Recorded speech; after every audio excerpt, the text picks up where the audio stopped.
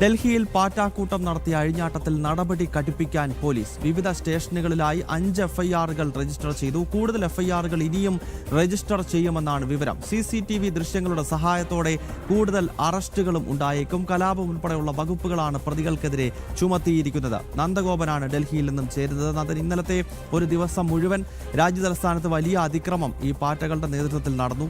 Parliament ഉൾപ്പെടെ സ്തംഭിപ്പിച്ചുകൊണ്ട് പ്രശ്നമുണ്ടാക്കാനാണ് ശ്രമിച്ചതെങ്കിലും ഡൽഹി പോലീസും കേന്ദ്ര ഏജൻസികളും സമയബന്ധിതമായി ഇടപെട്ടതിനാൽ ആ നീക്കം പൊളിഞ്ഞിരിക്കുകയാണ്. എന്തായാലും ഈ പാറ്റകൾക്കെതിരെ കടുത്ത നടപടി ഉണ്ടാകും എന്ന് വേണമല്ലോ മനസ്സിലാക്കാൻ.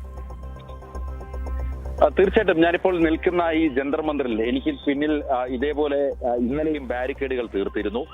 ഈ ബാരിക്കേഡുകൾ മറികടക്കാൻ ഈ പാറ്റാക്കൂട്ടം അല്ലെങ്കിൽ അക്രമികൾ ശ്രമിച്ചിരുന്നു.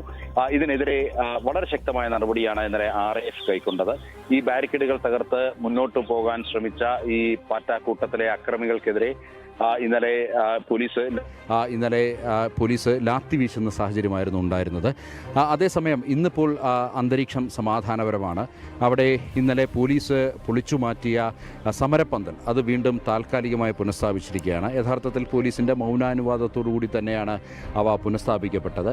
പക്ഷേ ഇന്നലത്തെ അത്രയും ജനങ്ങൾ അല്ലെങ്കിൽ ഇന്നലത്തെ അത്രയും ഒരു ആൾക്കൂട്ടം ഇന്ന് ഉണ്ടാകില്ല എന്നുള്ളതാണ് മനസ്സിലാക്കേണ്ടിയിരിക്കുന്നത്. ഇന്നലെ പാർലമെൻറ്റ് മാർച്ചിന് ആഹ്വാനം ചെയ്തിരുന്നു. അതിന് പിന്തുണയുമായി പ്രതിപക്ഷ സഖ്യങ്ങളൊക്കെ തന്നെ രംഗത്തെത്തിയിരുന്നു. ഇന്നലെ CPM-ന്റെ ജനറൽ സെക്രട്ടറി MA ബേബി അടക്കമുള്ളവർ ഇന്നലെ ഇവിടേക്ക് എത്തി ഇവരെ അഭിസംബോധന ചെയ്തു, വിദ്യാർത്ഥികളെ അഭിസംബോധന ചെയ്തു. യഥാർത്ഥത്തിൽ എരുതിയിൽ എണ്ണയൊഴിക്കുന്ന പ്രവൃത്തിയായിരുന്നു അത് എന്നുള്ളതായിരുന്നു യാഥാർത്ഥ്യം. ഈ നേതാക്കളെത്തി ഇവരെ ഈ അണികളെ അഭിസംബോധന ചെയ്തതിന് ശേഷമാണ് വലിയ രീതിയിലുള്ള അക്രമ പ്രവർത്തനങ്ങൾ ഇന്നലെ ഉണ്ടായത്. പോലീസിന് നേർക്ക് വലിയ കല്ലുകളും ഇഷ്ടിക കഷ്ണങ്ങളും മറ്റും വലിച്ചെറിയുന്ന സാഹചര്യമായിരുന്നു ഉണ്ടായിരുന്നത്.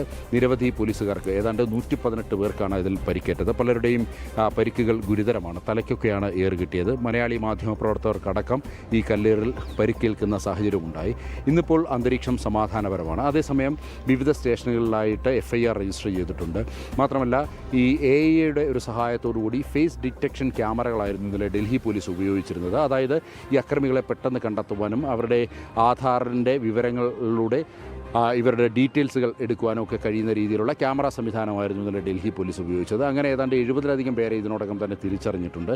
മാത്രമല്ല കലാപമടക്കം ഉൾപ്പെടുത്തിക്കൊണ്ടുള്ള വകുപ്പുകൾ ഉൾപ്പെടുത്തിക്കൊണ്ട് ഭാരതീയ ന്യായ സംഹിതയിലെ വിവിധ വകുപ്പുകൾ ഉൾപ്പെടുത്തിക്കൊണ്ട് പോലീസ് കേസും രജിസ്റ്റർ ചെയ്തിട്ടുണ്ട്. അതിശക്തമായ നടപടികളിലേക്ക് പോലീസ് കടന്നിരിക്കുകയാണ്. ഡൽഹി പോലീസിൻ്റെ ഒരു പ്രത്യേക ടീം ഇതിനായി ഈ അക്രമികളെ കണ്ടെത്തുവാൻ വേണ്ടി രംഗത്തെത്തിയിട്ടുണ്ട്. ഏതായാലും അവർക്കെതിരെയൊക്കെ ശക്തമായ നടപടി ഇന്ന് ഉണ്ടാകുമെന്നുള്ളതാണ് അറിയാൻ കഴിയുന്നത്. അതേസമയം ഇന്നിപ്പോൾ പോലീസ് വിന്യാസം കൂടുതൽ ശക്തമാക്കിയിട്ടുണ്ട്.